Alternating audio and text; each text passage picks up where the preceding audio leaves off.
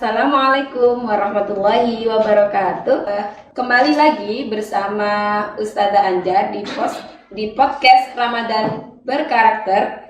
Bersama kita raih keridhaan Allah dengan amal terbaik kita.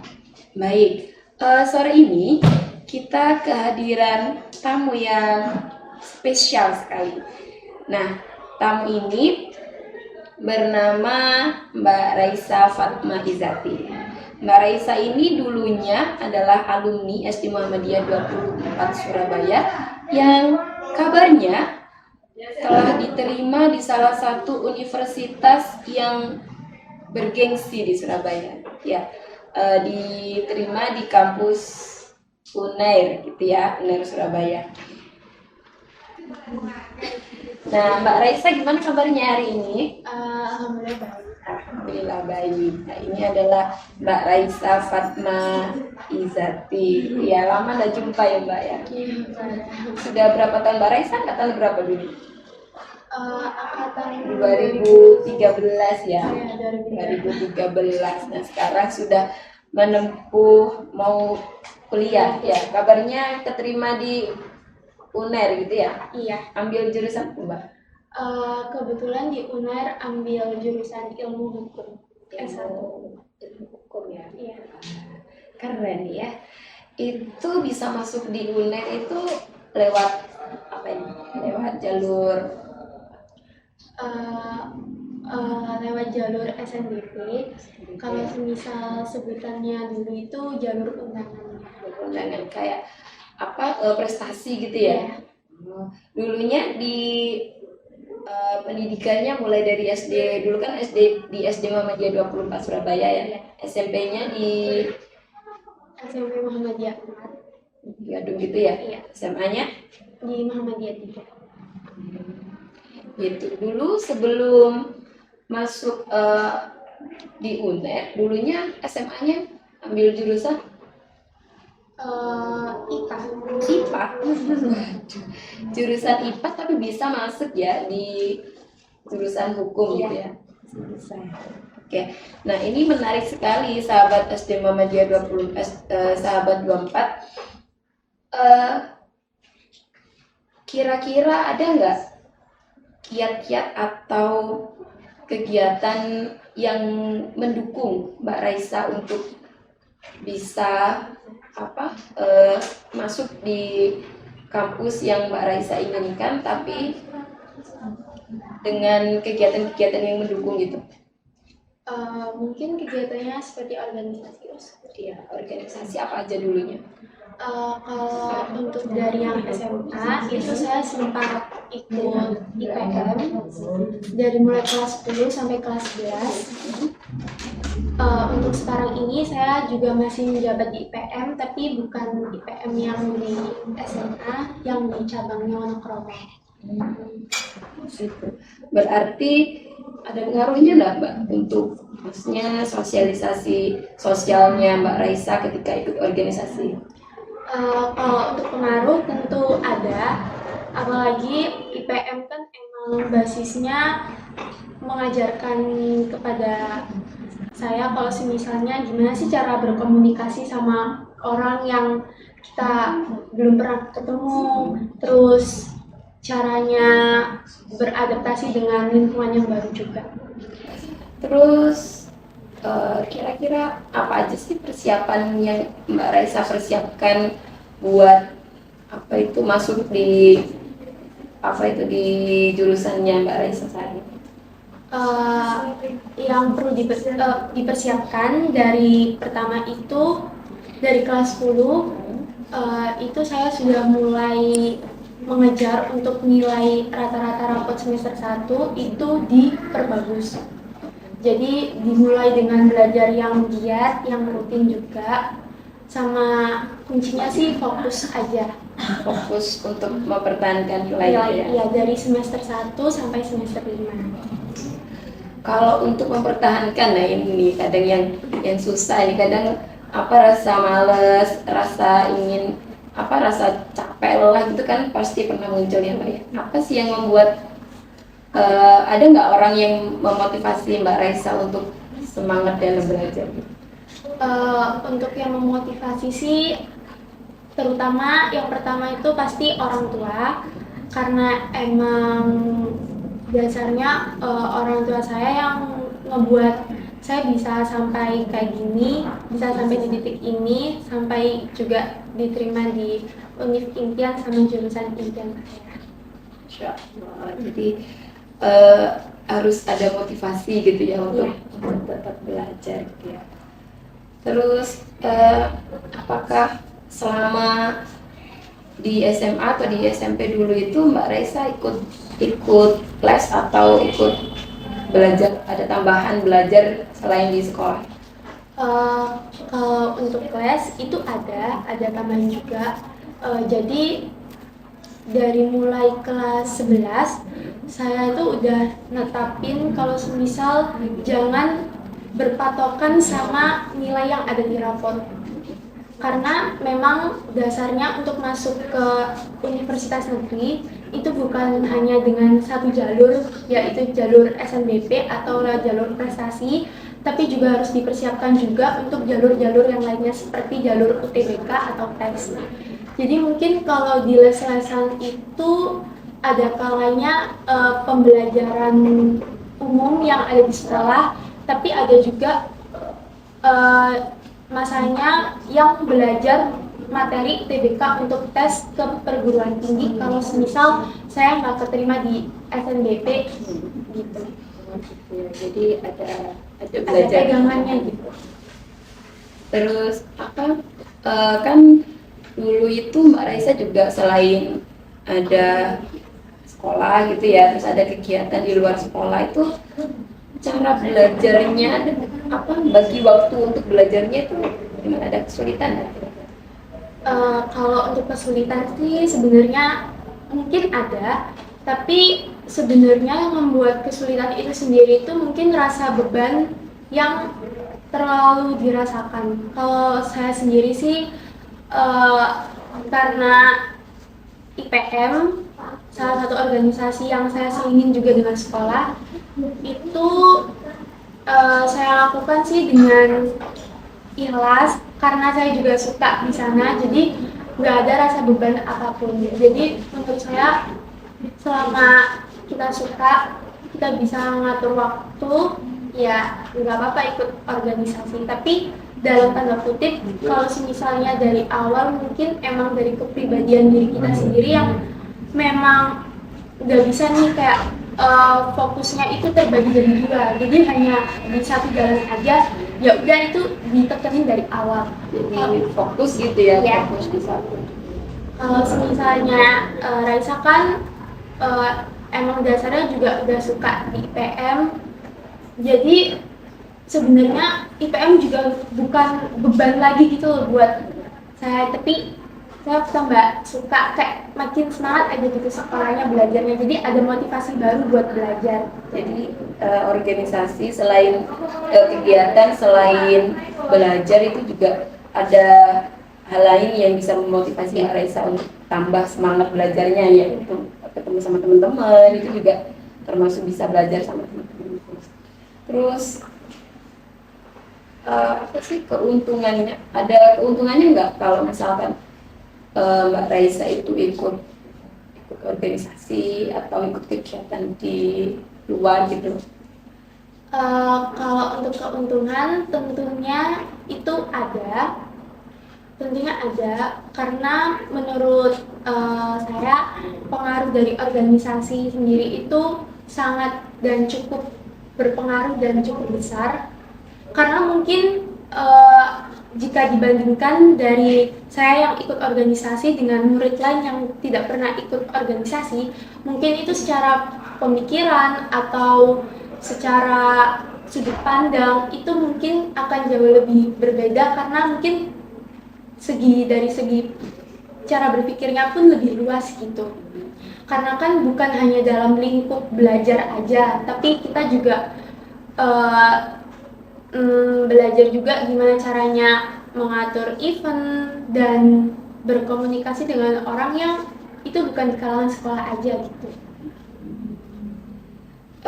Kalau misalnya Mbak Raisa ada nggak waktu untuk Mbak Raisa belajar khusus gitu, misalkan di rumah setiap habis subuh atau setiap habis maghrib ada waktu khusus yang benar-benar Mbak Raisa itu waktunya belajar nih, nggak bisa ditinggal lagi gitu, ada nggak?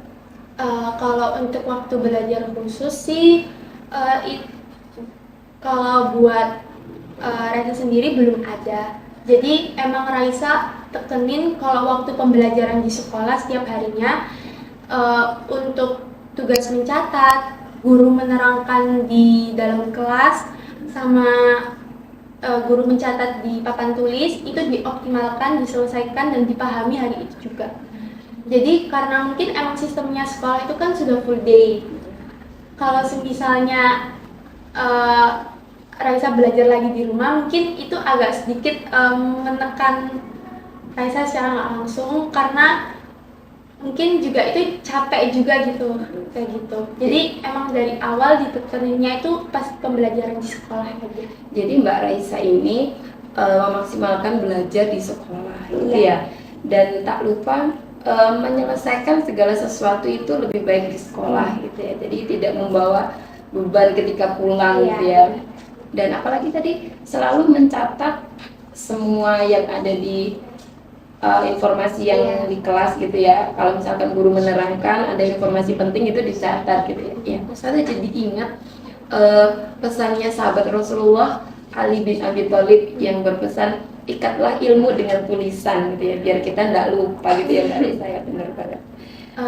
Ustazah Anjar, dulu Raisa tuh inget banget kalau belajar sama Ustazah Anjar itu, dulu paling ingat Ustazah Anjar itu bilang kalau Ustazah itu tipikal belajarnya itu menulis. Iya, Jadi kalau ngingat itu dengan nulis terus, iya. ya dari situ mungkin Raisa juga belajar kalau semisal emang sebenarnya dapat ilmu itu harus langsung ditulis, karena itu bikin cepet lupa kalau misalnya itu udah ditulis di rumah gitu. Ya, benar banget. Nah, ini bisa jadi contoh gitu ya buat sahabat 24, kalau misalkan ketika belajar di sekolah atau ketika di kelas bersama dengan ustadz-ustadzah, usahakan juga dicontoh gitu ya, apa itu sikapnya Mbak Raisa ketika mendapatkan informasi langsung ditulis gitu, biar nanti nggak lupa gitu ya.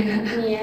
Nah, Ustazah jadi ini tertarik dengan, kan dulunya Mbak Raisa itu jurusannya IPA, terus kok bisa milih jurusan hukum gitu? Ada nggak yang memberikan motivasi atau yang menarik Mbak Raisa itu jadi tertarik banget gitu ke hukum? Perasaan dulu ketika Ustazah tanya Mbak Raisa besok citanya jadi apa, jadi dokter gitu kan. Kalau belajar IPA sama Ustazah dulu juga semangat banget gitu kan. Jadi kok bisa ke hukum gitu? Apa sih yang membuat Mbak Raisa jadi tertarik dengan dunia hukum? Motivasi Raisa yang pertama itu orang tua, karena dulu Raisa sempat mungkin sedikit mengecewakan karena Raisa keluar dari pondok yang belum tuntas Raisa selesaikan di sana pembelajarannya, tapi Raisa udah mulai mundur duluan. Mungkin itu ada sedikit rasa bersalah dari diri Raisa sendiri, dan Raisa harus bisa membayar semua perjuangan orang tua Raisa. Nah, di situ juga kenapa Raisa bisa ngambil ilmu hukum yang dulunya Raisa mengimpikan banget buat jadi dokter, tapi tiba-tiba berubah pikiran dan ambil jurusan ilmu hukum. Karena dulu waktu sebelum keluar dari pondok itu sempet ada ustazah yang tanya ke Raisa, besok mau jadi apa? Raisa di situ mungkin emang posisinya lagi nggak yang begitu sadar atau yang nggak begitu tertata rapi, asal ngomong kalau misalnya mau jadi pengacara. Di situ Ustazah Raisa itu udah bilang, besok kesini lagi ya kalau udah jadi pengacara, kembali kalau udah jadi pengacara. Iya Us, mungkin itu hanya di saat itu mungkin itu hanya penenang aja, tapi ternyata itu berbekas banget sampai SMA sekarang. Waktu Raisa milih jurusan mungkin dari kelas 10, kelas 11 itu masih ingin menjadi seorang dokter, tapi semakin kelas 12 Raisa semakin bingung ingin jadi dokter atau pengen jadi apa, pengen kuliah teknik atau pengen kuliah apa. Di situ benar-benar bingung banget. Tapi akhirnya Raisa optimalin buat sholat istikharah, minta petunjuk sama Allah. Ternyata diyakininya itu di ilmu hukum. Dan Raisa juga inget kalau sebenarnya dulu Raisa juga pernah bilang kalau Raisa pengen jadi lawyer atau pengacara. Insya Allah.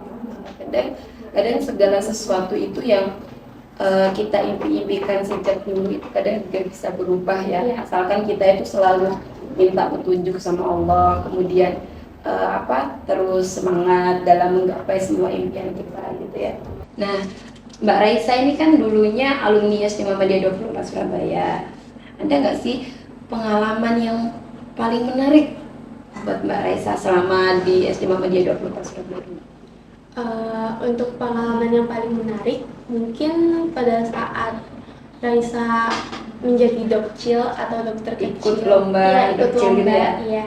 Nah itu yang paling berkesan, yang paling masih ingat itu mungkin waktu pembelajarannya, persiapannya sebelum ikut lomba. Karena dari situ juga mungkin memang gurunya enak banget, dan kebetulan gurunya itu Us Anjar yang ngajar. Soalnya penjelasannya juga enak, jadi sampai sekarang juga masih membekas gitu. Alhamdulillah. Kalau selama lomba juga seru ya? Kalau sama lomba seru. Baik. Kalau misalnya pelajaran apa yang paling Mbak Raisa suka dulu ketika di sekolah SD Muhammadiyah 24 Surabaya? Kalau untuk pelajaran yang paling disuka itu ada bahasa Arab sama biologi. Biologi nggak ada, biologi IPA. Oh iya ya. IPA. Iya lupa. Soalnya SMA sebutannya biologi. Iya, kalau Iya, di SD IPA. masih IPA gitu ya. Terus kalau dari kegiatan yang paling berkesan, ada nggak? Kalau kegiatan yang paling berkesan mungkin Pada saat apa? pada saat doa setelah sholat duhur. Itu berkesan karena zikirnya sampai sekarang itu yang Raisa gunain buat sholat sehari-hari. Insya Allah. Jadi kebiasaan berdoa, kemudian doa setelah selesai sholat itu masih terbawa ya sampai sekarang dan membekas gitu ya. Insya Allah. Ada nggak menurut Mbak Raisa bagaimana ustadz-ustadzahnya mengajar di sekolah ketika mengajar Mbak Raisa itu? Ustadz-ustadzahnya kayak gimana sih?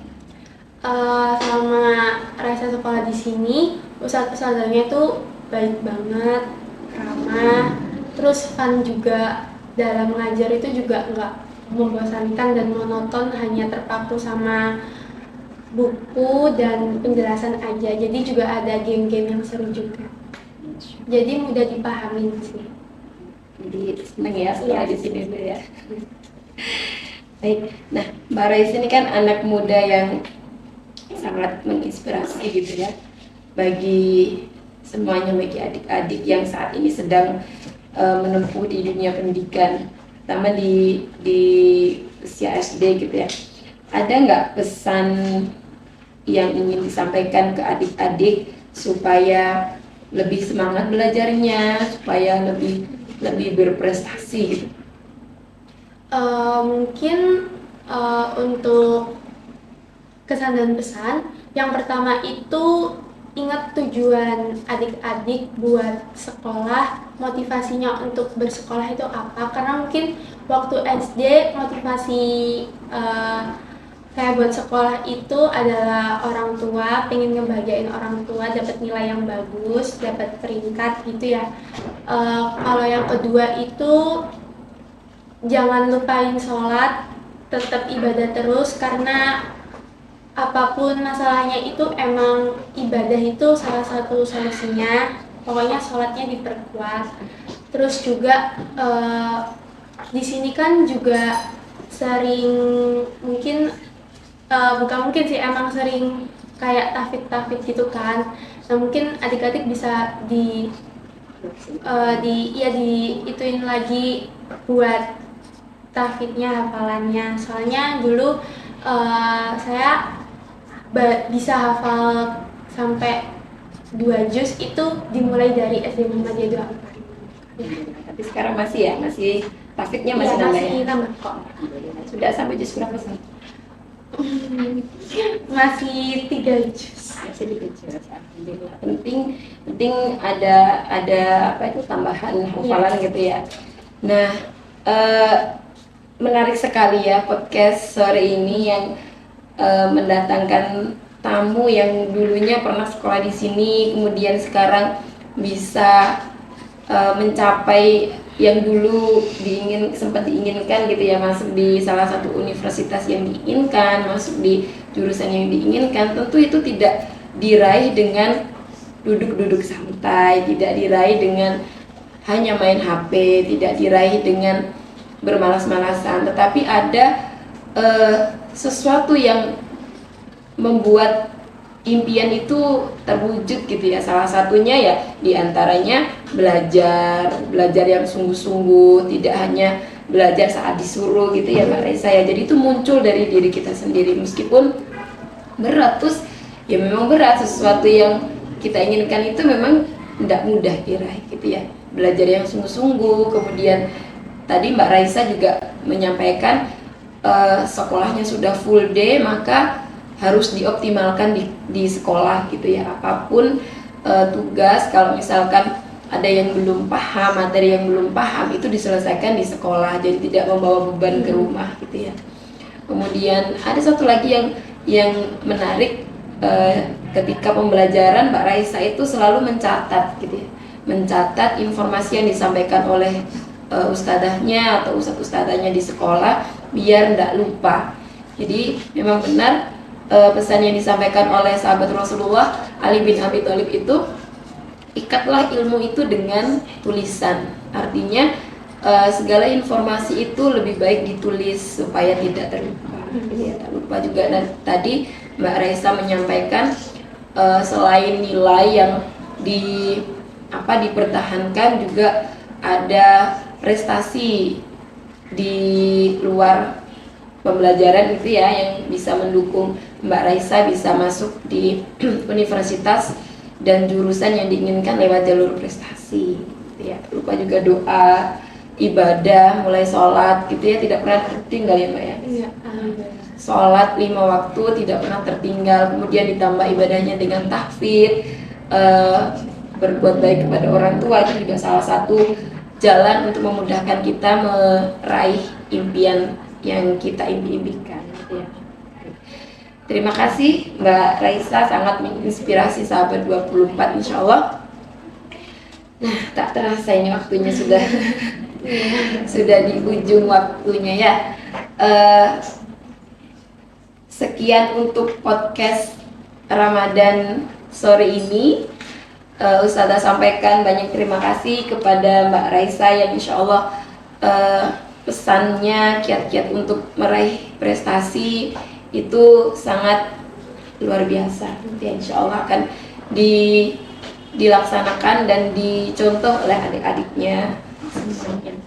Baik, terima kasih Mbak Raisa. Semoga apa yang disampaikan Mbak Raisa, apa yang kita bahas hari ini bermanfaat untuk sahabat 24 Surabaya semuanya. Kita tutup podcast Ramadan berkarakter hari ini dengan membaca doa kafaratul majelis. Subhanaka Allahumma wa bihamdika asyhadu an la ilaha illa anta astaghfiruka wa atubu ilaik. Baik, Ustaz akhiri, wassalamualaikum warahmatullahi wabarakatuh. Bye.